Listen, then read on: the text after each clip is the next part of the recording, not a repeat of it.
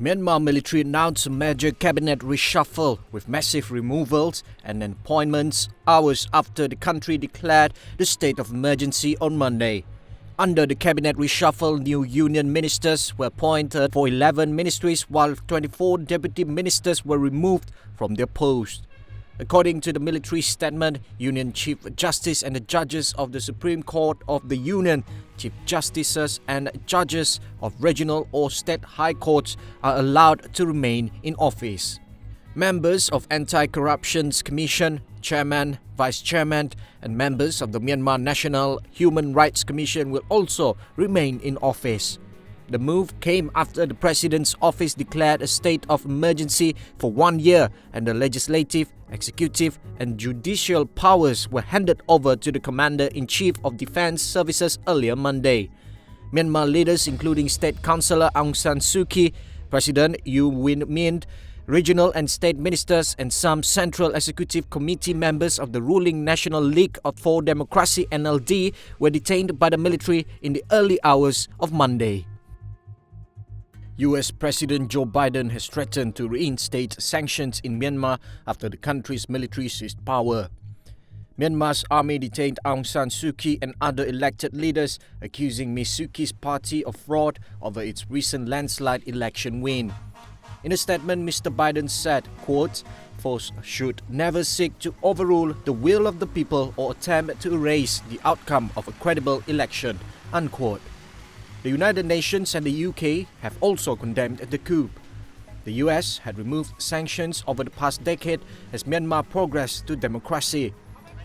Mr. Biden said this would be urgently reviewed, adding the United States will stand up for democracy wherever it is under attack. In the UK, Prime Minister Boris Johnson condemned the coup and Aung San Suu Kyi's unlawful imprisonment. European Union leaders have issued similar condemnations.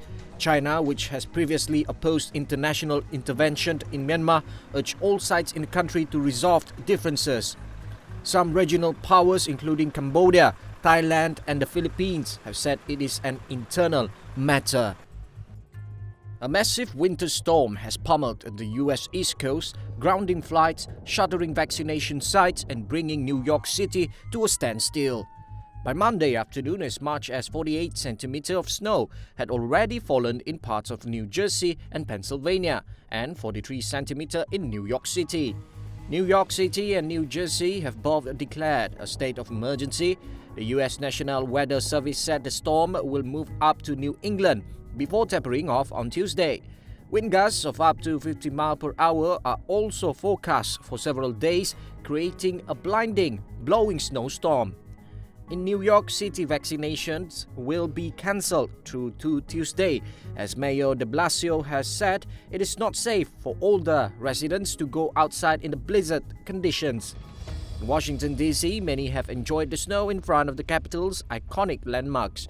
After a day of snow on Sunday, the winter weather advisory from the National Weather Service has been extended until Tuesday at midnight in the D.C. area. Freezing rain and sleet showers are expected through the day. President Joe Biden met advisors to discuss a range of issues, including the approaching winter storm. Pakistan on Monday officially received a batch of COVID-19 vaccines donated by China at Nor Khan Air Base near the country's capital Islamabad, making Pakistan the first country to receive donated COVID-19 vaccines from the Chinese government. At the handover ceremony at the airbase, Pakistani Foreign Minister Shah Mahmood Qureshi expressed his gratitude to the people and the government of China for helping Pakistan in its hour of need and making Pakistan the first country in the world to receive COVID-19 vaccines donated by the Chinese government. I am delighted to receive Sinopharm from China as a gift from the People's Republic of China. I'm grateful to President Xi Jinping. He had promised that once China develops this vaccine, it will be used for public good. And today, this gift of 500,000 doses is a practical demonstration of his vision. I want to thank State Councillor Foreign Minister Wang Yi. On the occasion, Chinese ambassador to Pakistan Nong Rong said that sending the vaccines is a new manifestation of the Iron Brotherhood between the two countries. He added China has honored its commitment to making Chinese COVID-19 vaccines, once developed and put into use, global public goods. This year marks the 70th anniversary of the establishment of diplomatic ties between China and Pakistan. Amir Ikram, Executive Director of the Pakistani National Institute of Health, also thanked the Chinese government for its donations of COVID-19 vaccines. First of all, extremely grateful to the government of China for providing us with the Sinopharm vaccine, which is already making a footing at the international level. Definitely the formal process starts on 3rd, and which it will be dished out to all the provinces and regions, and formally at the central level it starts on 3rd of February. There have been 4 reported cases of anaphylaxis in people who received the first dose of the Pfizer-BioNTech vaccine. This is one more than the number reported last week when the Ministry of Health gave an update on the COVID-19 vaccination program in Singapore.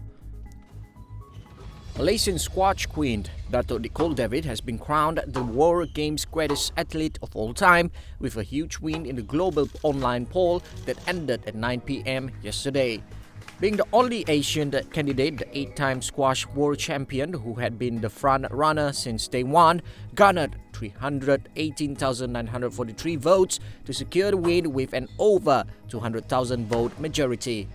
The 37-year-old Penangite, who had an unprecedented record 9-year reign as the world's number 1, outclassed 23 other athletes representing their respective sports from all editions of the World Games for the year history in the poll. The winners will receive an Athlete of the Year trophy and a branded gift from the official sponsor. Meanwhile, International World Games Association President Jose Perurena congratulated the candidates while adding that Nicole serves as an inspirational and a fine role model for younger athletes.